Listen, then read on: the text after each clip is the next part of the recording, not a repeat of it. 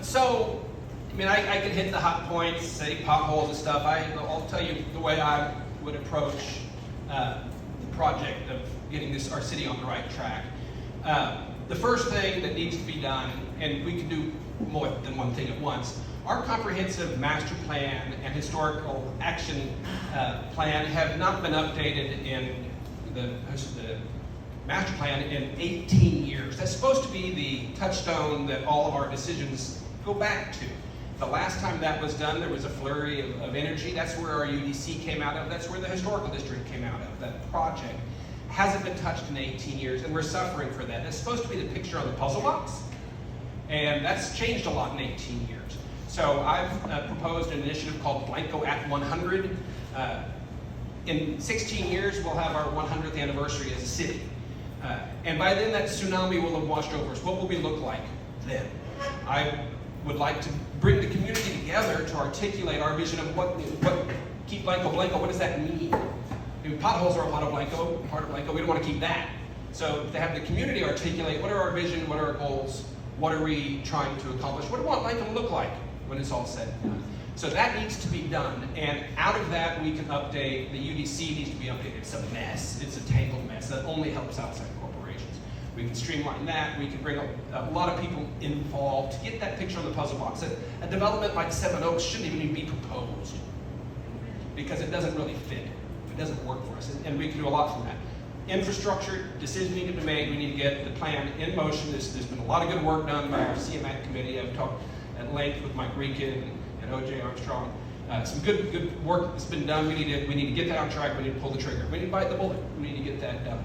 And then the city government needs some help. There's a lot of inefficiency, a lot of frustration if you ever try to deal with the city government. A lot of waste that can be cleaned up, tightened up, and run a tight ship. We need to do that if we're going to survive. Qualifications in 10 seconds. This is what I've done for I'll give you another minute for your qualifications. Thank you so much. I have an executive MBA with an emphasis on strategic leadership from a very well-respected program. I've been a CEO, COO, board member here and overseas, still serve on boards of numerous companies. Been a consultant advisor. I've helped turn around organizations, companies. I've helped draft and pass legislation. I know the public policy process. And I'm blessed to be endorsed by folks whose ancestors laid the cornerstone of the courthouse, Dennis Moore, Candy Cargill, Danny Gubale, Retta Martin, the bedrock of Blanco. I'm thankful that they've selected me as the candidate and want to back to be mayor because I think I can get it done. Thank you. I'm not sure which is worse, being first or last. It's all been said. Oh no. That's why I'm not sure which is worse. My top three things would have to be that I'd like, we need to stop being on the dip. She's right about that. But we have a comprehensive master plan that has been updated in 2016 and again in 2020. There's a whole lot of that we never even started on. We need to stick to our vision and quit letting people come in and make a new plan every time they want to be the boss. We've got plans in place. Retta worked, and then there's a new plan. We have to stick to the plans that we've worked so hard to put together. So my first thing is to go back to those master plans that we have in place. I think we need to have equitable, I'm not supposed to say enforcement, equitable application of our UDC as it stands, and that's going to cover our streets. And I really love that we have the UDC online now. Now, as for me, really the mayor is a customer service rep. So I don't know how you get much more customer service rep than being a mom. It's about creating consensus, and you do that by listening and following through with advising the council. The council's the one that makes the decisions. So that's the next. Start down there with Mike. What will you do to get the wastewater where it needs to be for the city of Blanco? Big question.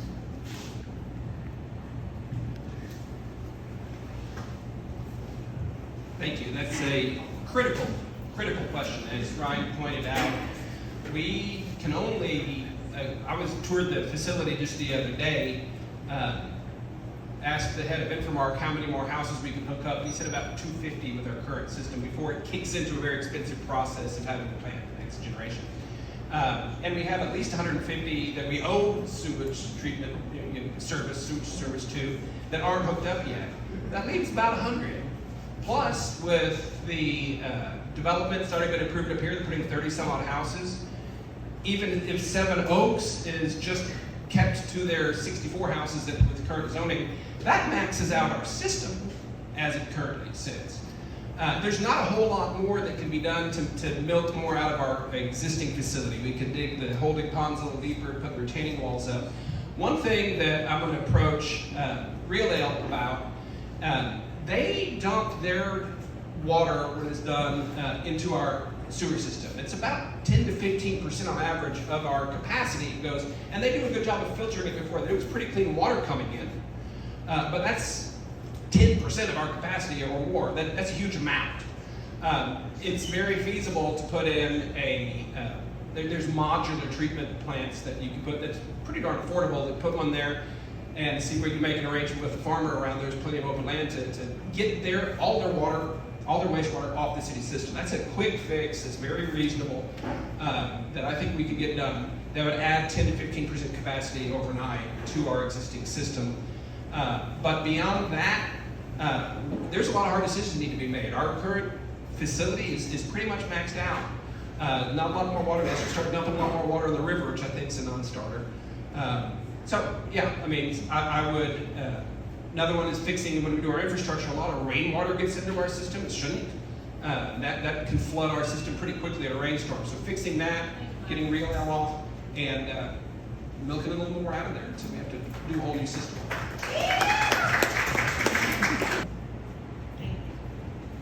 Okay. I was at the same tour that Mike was at, and evidently I'm the Infomark expert that came up with the 200 number, and it was a joke. We're currently at 50%, and I'm not real sure how half of the current population of Blanco comes out to 200 houses, but it was a joke. So we're not, I think we're in really good shape currently if we're only using 50% of the plant. So I don't know, but we'll follow whatever the CMAC has. They've done a great job of laying out what needs to be done next, and I think we follow the plan that's in place. That's why we put those committees together. Thank you. The next question is going to... No offense, Melissa, but that's pretty much the number that Damon said that. It's been, the numbers have been batted around for quite a while, so no, it's not a joke. And an alternate route. Experience you have professionally that would help you run the city. Examples: managing employees, reviewing contracts, holding contracts accountable, making decisions on budgets, and etc. That's a great question.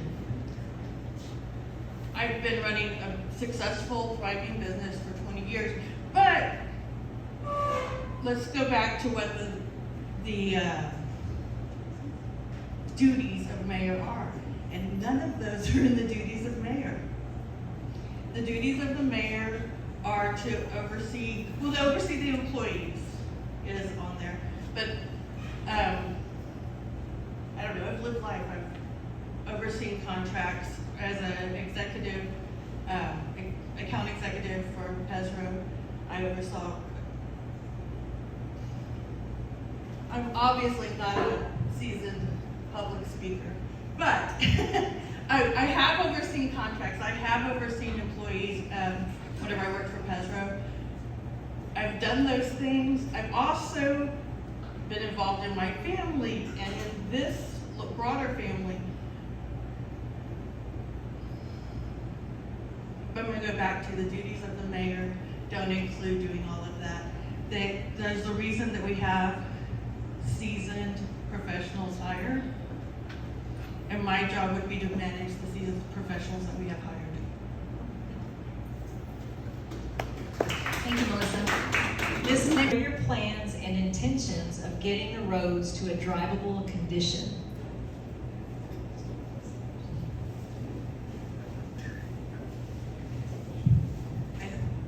I'm back to what I said before. CMAC has a great plan. I think we follow it. I don't know how to expound on that other than they've got a plan. That's why we created that committee. And like Laura said, these are engineers that spent their lives building cities. They've done a great job. They've got a great plan, and I think we follow the plan that's in place. Sorry.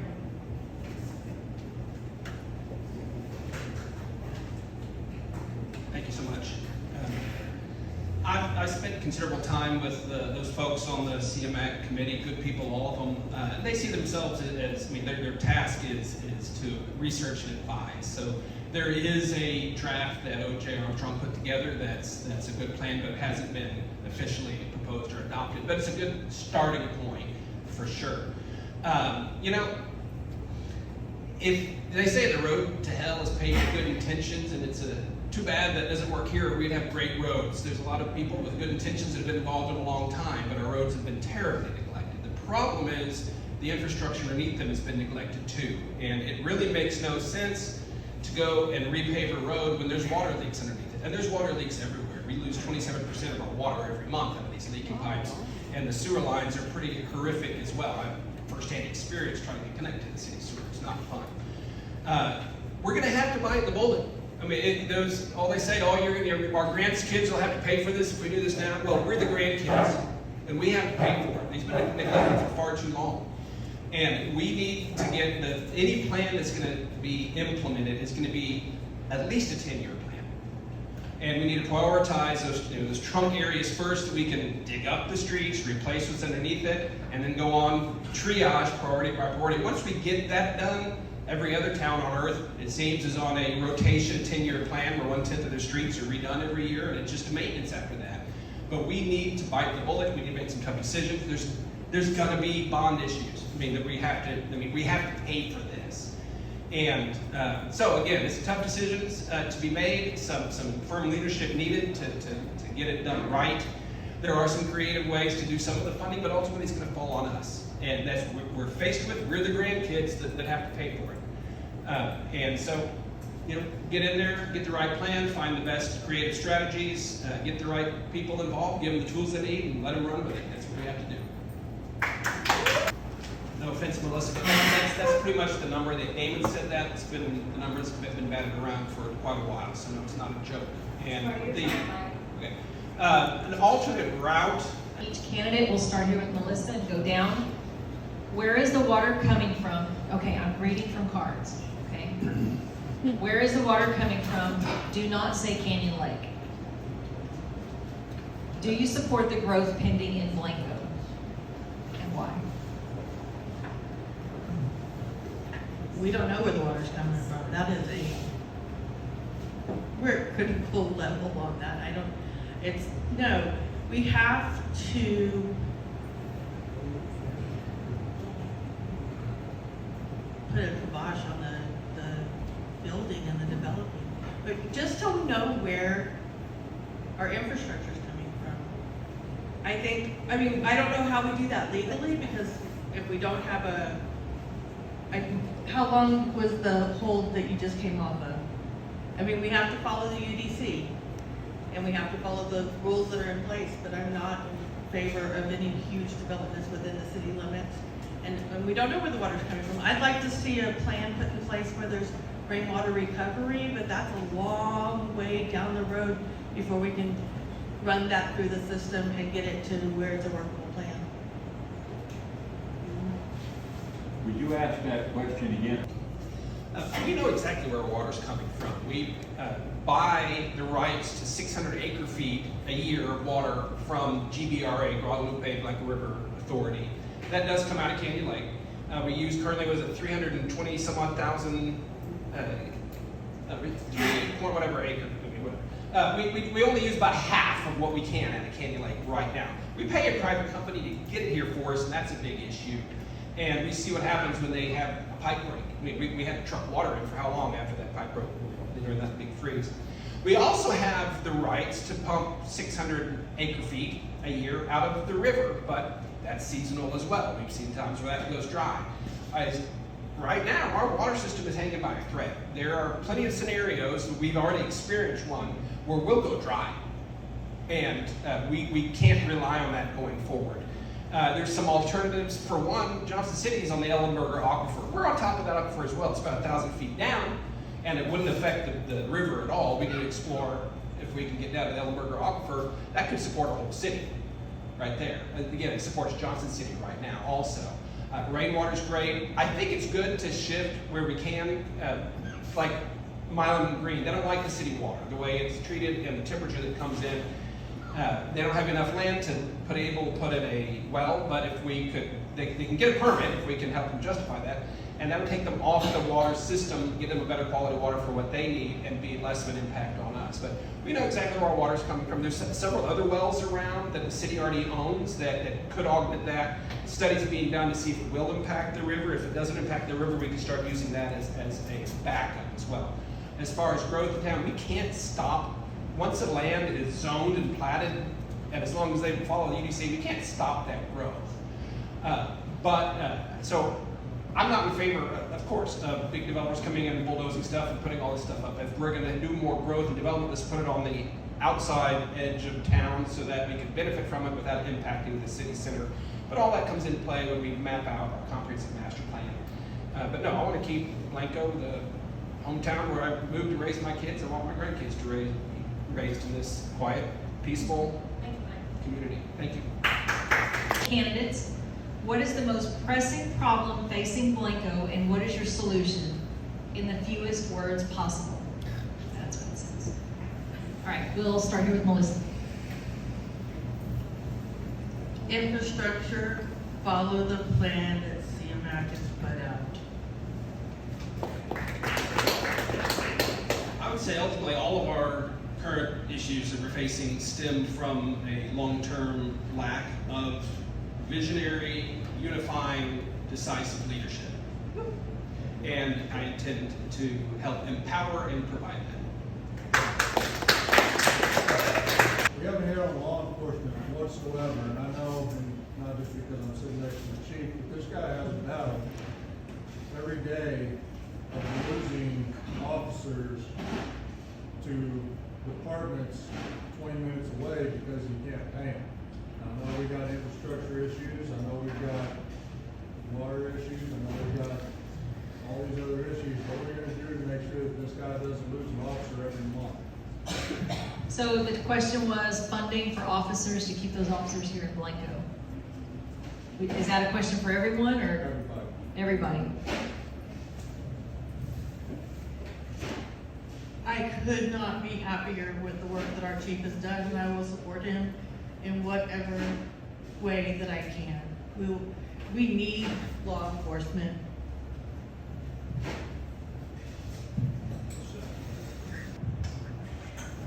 I agree with everything Keith said. Of all the people I've met in our city government, the top of the heap as far as my insights concerned is our chief. He's a remarkable fellow. He's offered to sit down with me and pull out his budget book and go line by line through it, and I look forward to doing that. There's no quick fixes. Housing's important, absolutely. But as Ryan said, you just can't get any more blood out of us. We're running deficits, and we're not going to go and start jacking up taxes on folks. So we need to find ways to cut in the bigger picture, but also I believe there's ways that we can increase revenue related to the police department. For example, you need to go talk to DPS, but if we could put a desk in the police station, make a little substation for DPS, give them a night drop to drop their citations in for our municipal court, we can greatly increase revenue from that. That's a possibility. I need to go talk to them about that. But in the big picture, we talked about a lot of problems, a lot of issues. I think Blanco's best days are ahead. I think we can surf the wave that's coming our way. We can emerge as a really cool city, and we can emerge as a prosperous town. I think in 10, 12, 15 years, a lot of these issues are going to be a moot point. We can be a very prosperous town. We can have our infrastructure fixed. We can have the water and the sewer that we need, and we can have plenty to fund as much as we want with police and other city staff. We need to get there from here. It's going to be a tough stretch to get there from here. There's no quick fixes. There's no easy solution.